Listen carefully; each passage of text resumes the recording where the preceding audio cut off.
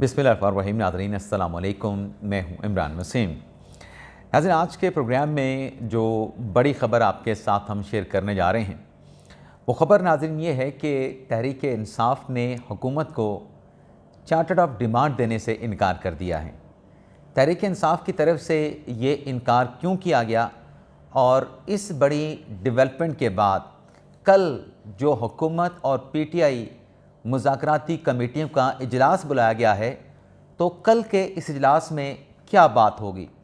एक तो नाज़रीन इस ख़बर की डिटेल आपके साथ हम शेयर करेंगे। इमरान खान को एक अहम रहनुमा ने माफ़ी की पेशकश की है। ये क्या मामला है, क्या माजरा है, इसकी तफसीलात भी आपके साथ हम शेयर करेंगे। और तीसरी ख़बर नाज़रीन ये है कि तहरीक इंसाफ के ऑडियो लीक वाले रहनुमा को अपनी गिरफ़्तारी का ख़दशा सताने लगा है। इस ख़बर से नाज़रीन अपने प्रोग्राम का आगाज़ करेंगे, लेकिन व्लॉग का आगाज़ करने से पहले आप नाज़रीन से चैनल सब्सक्रिप्शन की दरख्वास्त करेंगे कि जिन दोस्तों की जानिब से अभी तक चैनल को सब्सक्राइब नहीं किया गया, उनसे दरख्वास्त होगी कि चैनल को सब्सक्राइब कर लें, बेल आइकॉन का बटन प्रेस करें। वीडियो अगर पसंद आए तो इसे लाइक भी करें और शेयर भी करें। मामला नाज़रीन ये है कि तहरीक इंसाफ के ऑडियो लीक वाले रहनुमा, अब ये रहनुमा नाज़रीन कौन से हैं। जब 2022 में इमरान खान के ख़िलाफ़ अदम एतमाद की तहरीक कामयाब हुई तो KPK में तो इमरान खान साहब की हुकूमत थी, पंजाब में हमज़ा शहबाज शरीफ की हुकूमत बनी क्योंकि बुज़दार साहब रिज़ाइन कर गए। तो हमज़ा शहबाज शरीफ जब पंजाब में 20 हलकों का इलेक्शन हुआ तो उस दौरान वो वज़ीर आला नहीं रहे और फिर परवेज़ इलाही साहब जो है पंजाब के वज़ीर आला बन गए। यानी इमरान खान के ख़िलाफ़ अदम एतमाद की तहरीक कामयाब होने के बाद मरकज़ में तो शहबाज शरीफ साहब की हुकूमत थी, PDM की, पीपल्स पार्टी की, मौलाना की हुकूमत थी, लेकिन KPK और पंजाब में इमरान खान साहब की हुकूमत थी। इस दौरान नाज़रीन जब इमरान खान 2 सूबों पे उनकी पार्टी रूल कर रही थी, कुछ ऑडियो लीक होती हैं, जिसमें एक पंजाब के तहरीक इंसाफ के फाइनेंस मिनिस्टर जनाब लगारी साहब की थी और एक ऑडियो KPK के जो फाइनेंस मिनिस्टर थे तैमूर सलीम झगड़ा साहब की थी। और उस ऑडियो में नाज़रीन जो पाकिस्तान उन दिनों माशी बहरान को लेके IMF के साथ मुज़ाकरात कर रहा था, उन मुज़ाकरात को मतलब वो कामयाब ना हो सकें, उस सिलसिले के हवाले से, उस मामले के हवाले से शौकत तरीन साहब की तैमूर झगड़ा के साथ और पंजाब के फाइनेंस मिनिस्टर के साथ लगारी साहब के साथ गुफ्तगू थी। उस पर पाकिस्तान तहरीक इंसाफ ने बहुत सारी वजाहतें भी की, तैमूर सलीम झगड़ा साहब ने भी की, लगारी साहब ने भी की, शौकत तरीन साहब ने भी की। लेकिन बहरहाल ऑडियो लीक वाले मिनिस्टर बने KPK के तैमूर सलीम झगड़ा साहब।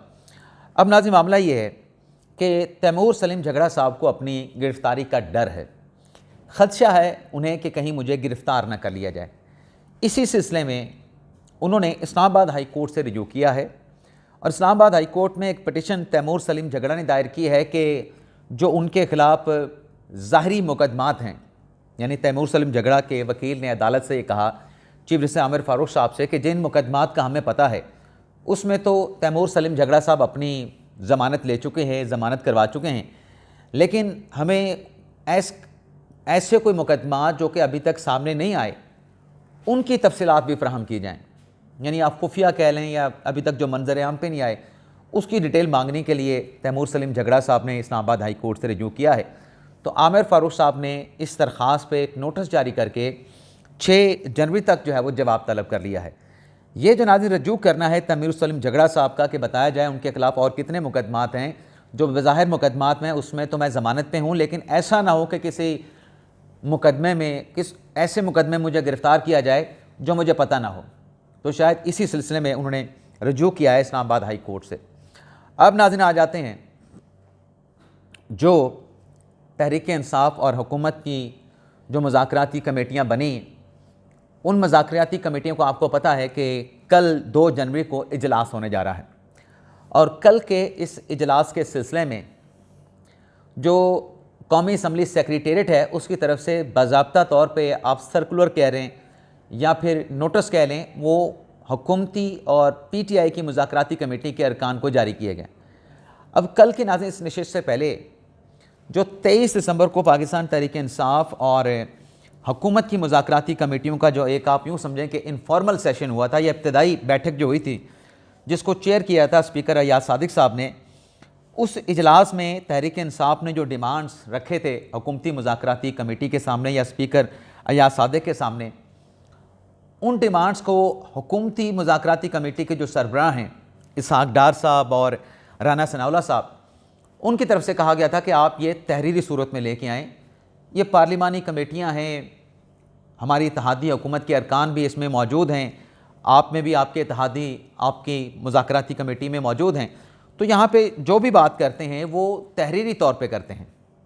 तो चार्टर ऑफ डिमांड मांगा गया और तारीख रखी गई 2 जनवरी की। अब 2 जनवरी के इस इजलास के हवाले से जैसा मैंने कहा कि स्पीकर सेक्रेटेरिएट की जानिब से बाज़ाब्ता तौर पे नोटिफिकेशन जारी किया गया, सर्कुलर जारी किया गया या नोटिस जारी किया गया। कल 11:30 बजे इजलास है, लेकिन स्पीकर सेक्रेटेरिएट की तरफ से तहरीक इंसाफ के साथ जो राब्ता किया गया, ये नोटिस तो उनको भिजवाया गया, राब्ता करके ये भी कहा गया कि आपके जो रिटन चार्टर ऑफ डिमांड हैं, जो आपको कहा था कि आप तैयार करें और कमेटी को पेश करें, अपना रिटन चार्टर जो डिमांड है वो भी आप दे दें। अब नाज़रीन ज़राए से जो खबर सामने आई है, जब कौमी असम्बली के सेक्रेटेरिएट ने इस सिलसिले में कि तहरीक इंसाफ से वो उनके जो तहरीरी मुतालबात हैं वो हासिल किए जाएँ, उनको कहा जाए कि आप कॉपी दे दें, तो जब राब्ता हुआ तो तहरीक इंसाफ ने वो चार्टर ऑफ डिमांड देने से इनकार कर दिया। ज़राए के मुताबिक तहरीक इंसाफ ने जवाब ये दिया कौमी असम्बली के सेक्रेटेरिएट को कि कल इजलास होना है, तो हमारा जो भी चार्टर ऑफ डिमांड है वो हम कल के इजलास में पेश कर देंगे। अब नाज़रीन ख़बर ये है जो मैं आपके साथ चीज़ शेयर करने जा रहा हूँ कि आखिर क्या वजह है कि जब इनसे रब्ता किया गया, अब बहुत सारे सवालात तो जन्म लेंगे ना, मतलब आप सुनने के बाद आप भी सोच रहे होंगे कि हुकूमत ने 2 जनवरी के इजलास से पहले क्यों तहरीक इंसाफ से रिटन चार्टर ऑफ डिमांड मांग लिया, जब 2 जनवरी के इजलास में PTI के अरकान ने वो सब कुछ वहाँ पे पेश करना था। ये नाज़रीन सवाल बिल्कुल जायज़ है और इस सवाल का जवाब भी मैं भी आपके सामने रखूँगा। लेकिन नाज़रीन तहरीक इंसाफ का ये चार्टर ऑफ डिमांड देने से इनकार, इसकी वजह क्या हो सकती है? क्योंकि देने में कोई हर्ज नहीं। वजह नाज़रीन बज़ाहिर ऐसा लगता है कि शायद तहरीक इंसाफ पर मीडिया का खौफ है और ख़ास तौर पे सोशल मीडिया का खौफ है कि अगर हमने इजलास से एक दिन पहले, क्योंकि इजलास नाज़रीन इन कैमरा होना है, और इन कैमरा इजलास में जब आप वहाँ पे बैठ के ओथ पे ये यकीन दहानी करा देते हैं कि इजलास की कार्रवाई बाहर नहीं जाएगी, क्योंकि अब तक की इतलात के मुताबिक तो इजलास इन कैमरा होगा, तो फिर वहाँ लाई गई चीज़ें, वहाँ पेश की गई चीज़ें, वहाँ पे डिस्कस की चीज़ें जो हैं वो आप बाहर आके मीडिया को बयान नहीं कर सकते। लेकिन एक दिन पहले तो वो इन कैमरा वाली पाबंदी नहीं है ना, तो शायद तहरीक इंसाफ ने समझा कि अगर हमने ये चार्टर ऑफ डिमांड आज एक दिन पहले दे दिया तो ये तो मीडिया के ऊपर सोशल मीडिया पे ख़बरें चल जाएंगी कि तहरीक इंसाफ ने देखें जी रिटर्न हुकूमत से डील करने या NRO की दरख्वास्त दे दी। इससे अलावा नाज़रीन, इसके हट के नाज़रीन मुझे नाज़रीन कोई वजह नहीं नज़र आती। अब ये अगर दे देते तहरीक इंसाफ वाले दे देते ये चार्टर ऑफ डिमांड, तो शायद हो सकता है ये बात भी होती, लेकिन नाज़रीन इसका फ़ायदा तहरीक इंसाफ को क्या होता? और ये जो चार्टर ऑफ डिमांड है इसको मांगने का मकसद क्या है? मकसद नाज़रीन ये होता है कि आप अपने जो भी डिमांड्स हैं वो दे दें, उन डिमांड्स की कापियाँ हम हुकूमती कमेटी के अरकान में तकसीम करेंगे। कल जब इजलास होगा तो कल के इजलास में जो हुकूमती कमेटी के जो 7 अरकान हैं या 8 अरकान हैं, वो उन मुज़ाकरात पे गौर व खौस करने के बाद, माइंड मेकिंग करने के बाद या उसका बारीक बीनी से जायज़ा लेने के बाद कल के इजलास में शरीक होंगे। तो जब वो पहले से ही डिमांड को पढ़ के आएंगे, उनकी स्क्रूटनी, उसकी बारीक बनी से उसका जायज़ा लेके आएंगे, तो कल के इजलास में कार्रवाई उससे आगे होगी कि हाँ इन चार्टर फॉर डिमांड पे बात बन सकती है, नहीं बन सकती, इसमें कौन सी चीज़ें मानी जा सकती हैं, कौन सी चीज़ें नहीं मानी जा सकती। अब चूँकि ये चार्टर फॉर डिमांड नहीं दिया गया, तो कल के इजलास में तहरीक इंसाफ जब ये पेश करेगी तो फिर क्या हुकूमती अरकान उन डिमांड्स के ऊपर कल ही डेलिब्रेशन शुरू कर देंगे, बातचीत का आगाज़ कर देंगे। कल के इजलास में नाज़रीन फिर इस डेवलपमेंट के बाद बाज़ार ऐसा लगता है कि जैसे तहरीक इंसाफ ने ये तहरीरी मुतालबात नहीं दिए, तो हुकूमती कमेटी के जो अरकान हैं वो डिमांड्स लेंगे और फिर तहरीक इंसाफ से कहा जाएगा कि आपकी डिमांड्स आ गई हैं, इन डिमांड्स को हम पढ़ते हैं, इन डिमांड्स का हम जायज़ा लेते हैं और आइंदा इजलास की तारीख वहाँ पे तय हो जाएगी और कहा जाएगा कि आइंदा के इजलास में इन डिमांड्स के हवाले से हुकूमती मुज़ाकराती कमेटी या हुकूमती इत्तेहादी मुज़ाकराती कमेटी की क्या राय है। हम अपना लाहे अमल, अपना जो मौक़िफ़ है वो आपके सामने रख देंगे। तो कल के इस इजलास की कार्रवाई इससे ज़्यादा नहीं होगी। हो सकता है कि वहाँ पे डिबेट कुछ थोड़ी बहुत और बहुत सारी चीज़ों पे हो, लेकिन जब तहरीरी डिमांड्स ही कल आएंगी कोई उसके ऊपर फ़ैसला नहीं होगा। ये इजलास फिर अगली तारीख तक जाएगा, कोई हतमी बात नहीं होगी, कोई बात तय नहीं होगी। तो ये एक डेवलपमेंट नाज़रीन हुई है। इसके अलावा नाज़रीन, इमरान खान साहब को माफ़ी की पेशकश की अहम रहनुमा ने की। मामला नाज़रीन ये है कि फिर वही हमें थोड़ा सा माजी में जाना पड़ेगा।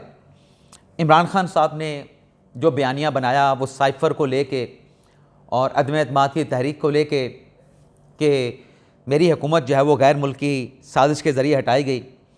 डोनाल्ड लू का बार बार नाम लिया गया, बार बार नाम लिया गया, यानी लोगों को डोनाल्ड लू का जो नाम है उनके जहनों में रच बस गया।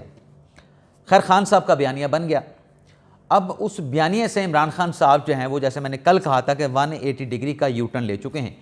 अब जिनके ख़िलाफ़ बयानिया बना रहे थे उन्हीं के एक मुसन्नफ़ ने तहरीक इंसाफ से कहा कि अगर हम मदाखलत करते हैं, यानी अमेरिका अगर मुदाखलत करता है इमरान खान की रिहाई के सिलसिले में, तो इस मुदाखलत पे इमरान खान साहब का क्या मौक़िफ़ है। तो वो मौक़िफ़ देने से भी PTI के अमेरिकन चैप्टर के रहनुमा आतिफ़ खान साहब ने इनकार कर दिया। लेकिन बहरहाल मैं ज़्यादा इस बात को नहीं खींचूँगा।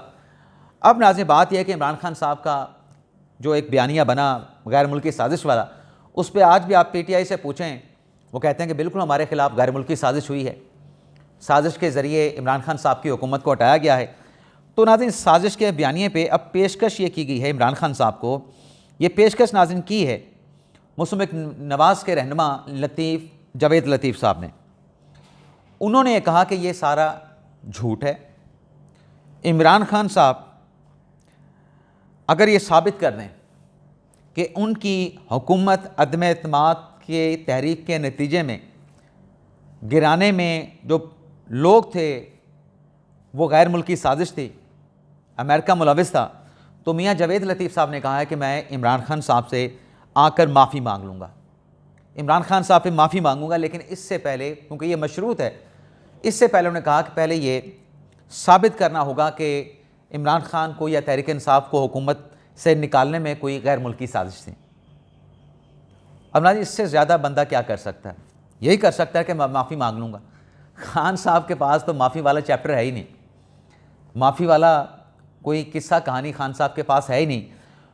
जैसे 9 मई का मामला है जिस पे इस्टेब्लिशमेंट कहती है कि जिसने किया है वो माफ़ी मांगे, और उस पर इमरान खान साहब का जवाब ही आता है कि ये तो हमारे खिलाफ फॉल्स फ्लैग ऑपरेशन था। अच्छा नाज़रीन, एक और चीज़ भी है। अभी जो अफ़गानिस्तान के ऊपर बात हो रही है और PTI वाले कहते हैं ना कि ये तो जनरल बाजवा का सजेशन था कि मुज़ाकरात करके इनको बसाना चाहिए। जनरल बाजवा का ये प्रपोज़ल था। इमरान खान आज क्या कह रहे हैं? इमरान खान आज भी वही बात कह रहे हैं कि मुज़ाकरात होने चाहिए, मुज़ाकरात के साथ इनके साथ बातचीत तय होनी चाहिए। रियासत क्या कह रही है कि इनके साथ मुज़ाकरात नहीं हो सकते, इनके ख़िलाफ़ ऑपरेशन होना चाहिए। तो अगर जनरल बाजवा कह रहे थे मुज़ाकरात करें, तो खान साहब आज भी मुज़ाकरात वाली बात कर रहे हैं, तो फिर फ़र्क क्या है? फिर आप मलबा जनरल बाजवा पे कैसे डाल रहे हैं? आप तो ख़ुद भी बेशक जनरल बाजवा पे मलबा डाल के फिर मलबा अपने ऊपर इनडायरेक्टली गिरा रहे हैं कि मुज़ाकरात होने चाहिए। रियासत ये कह रही है कि मुज़ाकरात नहीं, ऑपरेशन होना चाहिए। वो जो जनरल फैज़ हमीद साहब के बारे में इमरान खान साहब कहते थे ना कि ये हमारा असासा है, मैं इनको DGI के अहदे पे इसलिए रोकना चाहता था कि अफ़गान मामले के ऊपर वो बहुत ज़्यादा इन थे और उनको DGI रहना चाहिए था, यहाँ उनको पेशावर का कोर कमांडर बना दिया गया। अब जो जनरल फैज़ के ख़िलाफ़ नाज़रीन जो कोर्ट मार्शल चल रहा है, उस कोर्ट मार्शल के हवाले से नाज़रीन अंसार अब्बासी साहब ने एक आर्टिकल लिखा है, और उस आर्टिकल में नाज़रीन जो बातें लिखी गई, मेरे तहीं तो वो नाज़रीन खबर कोई नहीं बनती थी। लेकिन ज़ाहिर सी बात है कि अंसार अब्बासी साहब हमारे सीनियर हैं, उन्होंने ख़बर बनाई है। लेकिन मैं ये ख़बर आपके सामने ज़रूर रखना चाहूँगा कि इसमें कहा क्या गया है। एक मिनट नाज़रीन, एक बड़ी अहम ख़बर आ गई, ये ख़बर आपके साथ शेयर करते हैं। अभी ख़बर नाज़रीन ये है कि मुमताज़ ज़ोहरा बलोच तर्जमान दफ्तर ख़ारजा, वो तो फ़्रांस में सफ़ीर की ज़िम्मेदारियाँ संभालेगी। अब शफ़क़त अली ख़ान को तर्जमान दफ्तर ख़ारजा, नया तर्जमान दफ्तर ख़ारजा शफ़क़त अली ख़ान को जो है वो अपॉइंट कर दिया गया है। तो ये नाज़रीन एक ख़बर जो हमारे पास आई थी, जो आपके साथ शेयर कर लें। अब नाज़रीन अंसार अब्बासी साहब ने ख़बर ये लिखी है कि उनकी बात हुई है जनरल फैज़ के जो वकील हैं मियाँ इशफ़ाक़ अली, और उसमें मियाँ इशफ़ाक़ अली से जब ये पूछा गया कि क्या जनरल फैज़ हमीद इमरान खान के ख़िलाफ़ सुल्तानी गवाह बनने जा रहे हैं, तो मियाँ इशफ़ाक़ अली का कहना था कि मैं ऐसी किसी बात की तस्दीक नहीं कर सकता, क्योंकि मुकदमे की कार्रवाई ऑफिशियल सीक्रेट एक्ट के तहत जो है वो चल रही है। जब पूछा गया इमरान अपने जनरल फैज़ के वकील से कि जनरल फैज़ के ख़िलाफ़ मिलिट्री ट्रायल के आगाज़ के बारे में पूछा गया, तो उन्होंने इससे इनकार नहीं किया। उन्होंने कहा कि मैंने मुख्तलिफ मीडिया रिपोर्ट देखी हैं जिनसे अंदाज़ा होता है कि ट्रायल जनरल फैज़ के ख़िलाफ़ शुरू हो गया है। मैं ऐसी ख़बरों की तरदीद की पोजीशन में नहीं हूँ। ताहम उन्होंने तस्दीक की कि वो अपने 2 साथियों के हमरा इस केस में जनरल फैज़ हमीद की नुमाइंदगी कर रहे हैं। मेरे नज़दीक तो नाज़रीन इसमें कोई ख़बर नहीं थी, लेकिन बहरहाल जो एक हैपनिंग थी वो आपके सामने हमने रखी है। आपसे इजाज़त चाहते हैं। अल्लाह ताला हम सब का हामिन हासिन हामिन नासिर हो। अपनी ढेर सारी दुआओं में याद रखिएगा। नए साल की भी आपको बहुत बहुत मुबारकबाद। नया साल आपके लिए ढेर सारी खुशियाँ लेके आए। इजाज़त चाहते हैं नाज़रीन। अल्लाह हाफ़िज़।